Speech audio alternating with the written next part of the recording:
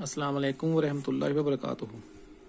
Students, जैसा कि हमने चैप्टर नंबर चार जो है आपका चैप्टर नंबर 4 जो है turning effect of a force वो स्टार्ट किया हुआ है।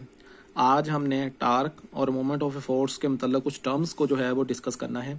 ठीक है, उन टर्म्स में सबसे पहले हम क्योंकि ये टर्म्स हम पढ़ेंगे तो हमें टार्क की समझ आएगी, तो उनमें सबसे पहले हम पढ़ेंगे रिजिड बॉडी के बारे में पढ़ेंगे। रिजिड का मतलब होता है बहुत ही सख्त किस्म की, जिनके पार्टिकल्स के ऊपर जब आप फोर्स लगाएं तो फोर्स लगाने से उनके पार्टिकल्स के दरमियान में फासला जो है वो कम ज्यादा ना हो।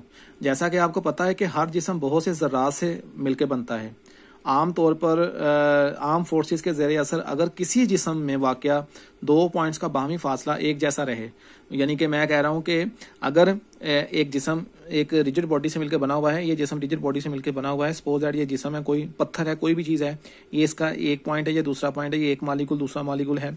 अगर हम इसके ऊपर फोर्स अप्लाई करें या ये पेंसिल ही ले लें, इसके जो है ये रिजिड बॉडी है, क्योंकि इनके जो पॉइंट्स हैं, इनके जो मालिक्यूल्स हैं, इनके ऊपर अगर मैं बहुत ज़्यादा सख्त फोर्स लगाऊं तो इनके मालिक्यूल्स के दरमियान में कोई फासला जो है वो ना कम हो ना ज़्यादा हो, वो मालिक्यूल्स वहीं रहें। तो हम ये कह सकते हैं कि अगर किसी जिस्म में वाक़या 2 पॉइंट्स का बाहमी फासला एक जैसा रहे तो इस जिस्म को हम रिजिड बॉडी का नाम देते हैं। ठीक है, हर जिस्म जो है पूरी दुनिया में जितने भी जिस्म हैं वो सारे के सारे, कोई भी जिस्म है वो बहुत सारे छोटे छोटे पार्टिकल से मिलकर बनता है। अगर हम इसके ऊपर फोर्स लगाएं और फोर्स लगाने से इनके पार्टिकल के फासले में कोई तब्दीली ना आए तो वो बेसिकली रिजिड बॉडी ही कहलाएगा। तमाम जो ठोस अशिया होती हैं वो rigid body basically rigid body ही कहलाती हैं, क्योंकि उनके ऊपर फोर्स अप्लाई करने से उनके पार्टिकल के दरमियान में कोई फासला कम ज्यादा नहीं होता। फॉर एग्जाम्पल हम इसकी डेफिनेशन कैसे करेंगे? A rigid body is composed of large number of particles. अगर if the distance between all pair of particles of the body do not change by applying force, अगर फोर्स अप्लाई करने से उन particles के दरमियान में फासला ना कम हो ना ज्यादा हो ना तब्दील हो, then we can say that the body is rigid body. उसके अलावा एक और छोटी सी हम कर सकते हैं तारीफ, if a body is not deformed by a force और फोर्सेस एक्टिंग ऑन इट, अगर किसी जिस्म के ऊपर फोर्स अप्लाई करने से वो डिफॉर्म ना हो। What is deform? Deform force वो फोर्स होती है जो किसी भी जिस्म के अंदर बगाड़ पैदा कर दे, तब्दीली पैदा कर। मिसाल के तौर पर एक सेब को आपने एक छुरी के जरिए काटा तो जो आपने फोर्स लगाई वो डिफॉर्मिंग फोर्स थी, उससे उसकी हैयत में उसकी शक्ल में तब्दीली आ गई।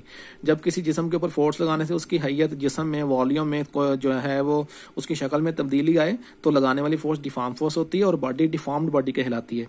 ठीक है, तो जिस्म अगर डिफॉर्म्ड ना हो फोर्स अप्लाई करने से तो वो जिस्म रिजिड बॉडी होता है।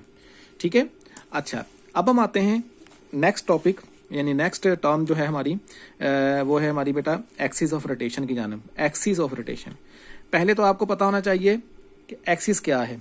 ये हम चैप्टर नंबर 2 में पढ़ के गए थे। An axis is a line around which a body rotate. Axis एक ऐसी लाइन होती है जिसके गिर्द जिस्म घूमता है।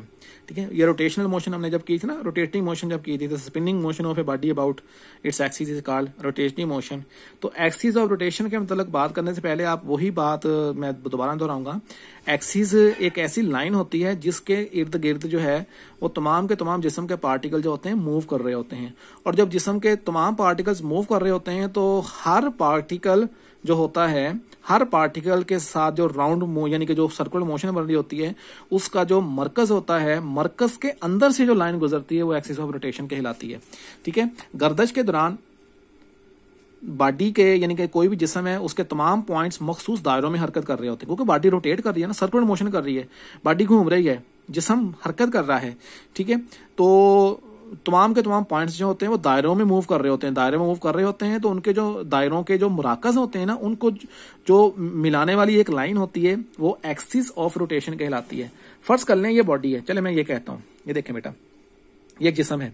ठीक है, और ये 3 डायमेंशनल है, 3D जिसे कहते होते हैं आप लोग। चलेंगे मैं यहाँ पे लिख देता हूँ 3D, 3 डायमेंशनल जिस्म है XYZ में। ठीक है, उसमें एक जिस्म जो है वो मूव कर रहा है, घूम रहा है, रोटेट कर रहा है। अब उसके जो जिस्म के जो पार्टिकल्स हैं, ये पार्टिकल एक जिस्म का है, ये दूसरा पार्टिकल है। अब वो पार्टिकल्स यानी कि जिस्म के जो पार्टिकल्स हैं वो दायरों में मूव कर रहे हैं, ऐसे दायरों में मूव कर रहे हैं। चलें यहाँ पे एक और बना लेता हूँ, यहाँ पे एक और बना लेता हूँ। इसका मरकज ये है, इसका मरकज, अभी इनके मराकज से गुजरने वाली जो लाइन होगी जिसको मैंने Z एक्सिस से ज़ाहिर किया हुआ है, Z एक्सिस, थर्ड एक्सिस से ज़ाहिर किया हुआ है, जो इनके पॉइंट से गुजरने वाली जो लाइन होगी वो लाइन एक्सिस ऑफ रोटेशन कहलाएगी, जिसके गिर्द बॉडी रोटेट कर रही है। ठीक है। अच्छा, यहाँ पर मैंने आपको एक मिसाल देनी है, जमीन की मिसाल देनी है। सपोज दैट ये हमारी जमीन है जो अपनी एक्सिस के गिर्द घूम कर रही है 23 घंटे 56 मिनट और 3 सेकंड में पूरा एक चक्कर मुकम्मल करती है, जिसको हम एक दिन का नाम देते हैं। ठीक है। अब मिसाल के तौर पे बॉडी जो है वो सर्कुलर मोशन कर रही है, जिस्म जो है यानी कि ज़मीन सर्कुलर मोशन कर रही है। तो बेटा ज़मीन के तमाम पार्टिकल्स जो हैं वो सर्कुलर मोशन कर रहे हैं, तो उनके जो मराकज़ होंगे, ये यहाँ पे एक मरकज़ बन गया है, ये यहाँ पर एक, ये अगर गोल बॉडी है उसका मरकज़ है, ये इसका गोल बॉडी उसका मरकज़ है, यहाँ पे एक नुक्ता है, ये सर्कुलर मोशन उसका मरकज़ है। तमाम मराकज़ को मिलाने वाली सीधी लाइन एक्सिस ऑफ रोटेशन कहलाएगी। सिंपली उसको हम क्या कहेंगे? एक्सिस ऑफ रोटेशन कहलाएंगे। तो इसकी हम डेफिनेशन क्या कर सकते हैं? A straight line passing through the points of a rotating rigid body while the other points of the body move in a circles about its axis is called axis of rotation। ठीक है।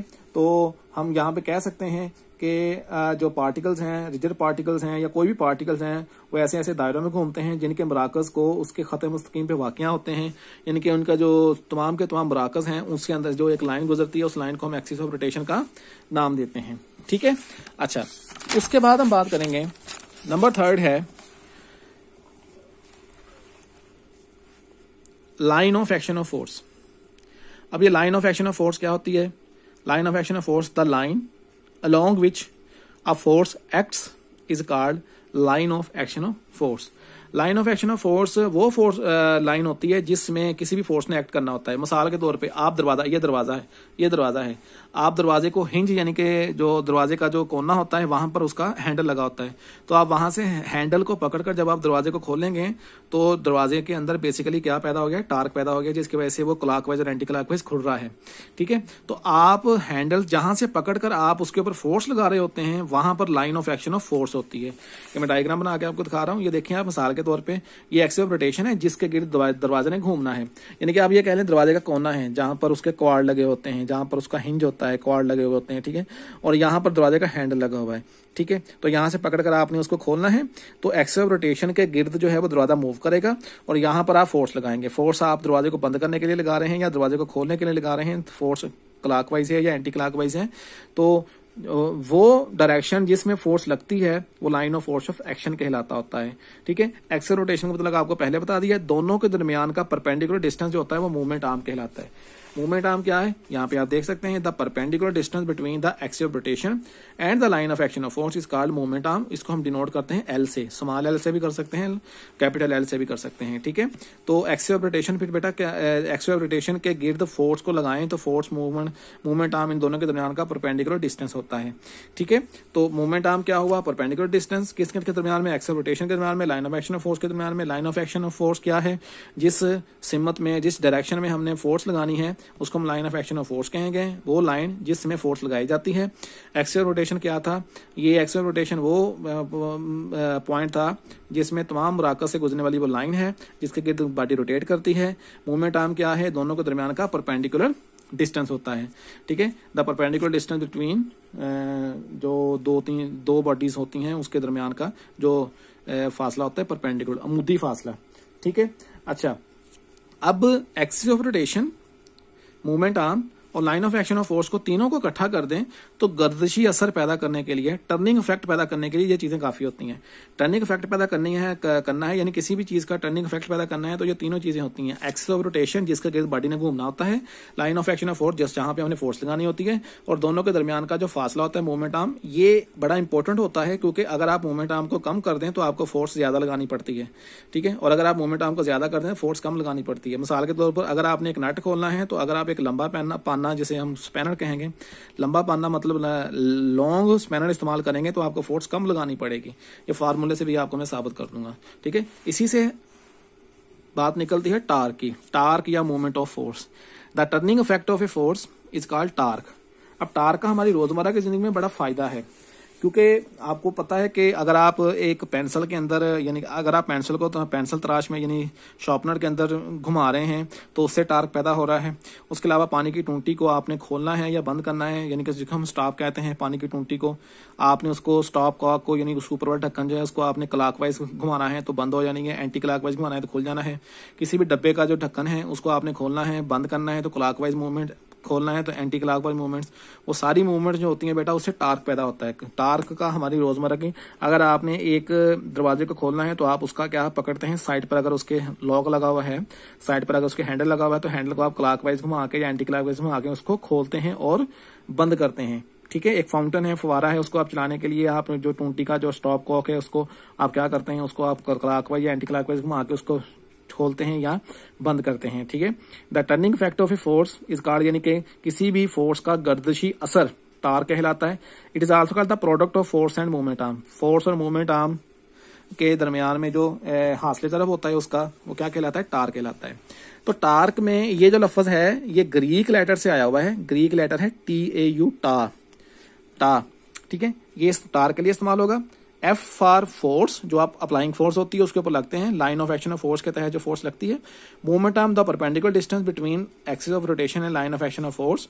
तीनों, ठीक है ना, force और movement arm एक दूसरे के साथ मल्टीप्लाई होकर, अब यहां पर भी ये बात काबिल गौर है कि फोर्स और मूवमेंट आर्म दोनों, अगर किसी भी चीज में दो चीजें इकट्ठी आपस में मल्टीप्लाई हो रही हो तो दोनों एक दूसरे के इनवर्सली प्रोपोर्शनल होती हैं।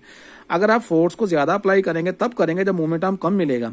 ठीक है, अगर यहाँ पे मैं कहता हूं कि ये एक स्पैनर है ये, और ये पेज खुल रहा है, और एक स्पैनर है ये और ये पेज खुल रहा है। ठीक है, अब आप जब इसके जरिए पेज खोलेंगे, इसके जरिए पेज खोलेंगे, यहाँ पर आपको पेज खोलने में बड़ी आसानी, नट खोलने में बड़ा आसानी के साथ खुल जाएगा।